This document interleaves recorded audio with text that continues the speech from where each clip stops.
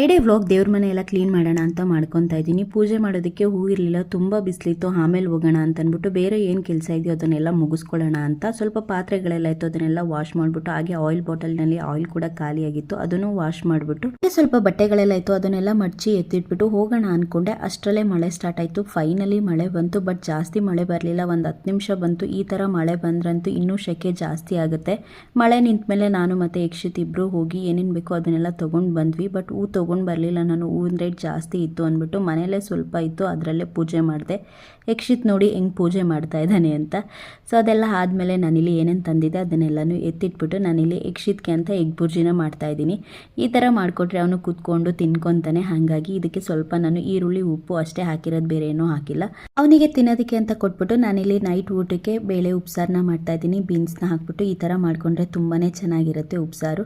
ಇದಾಗಿತ್ತು ಇವತ್ತಿನ ವ್ಲಾಗ್. ಮತ್ತೆ ಸಿಗ್ತೀನಿ, ಬಾಯ್.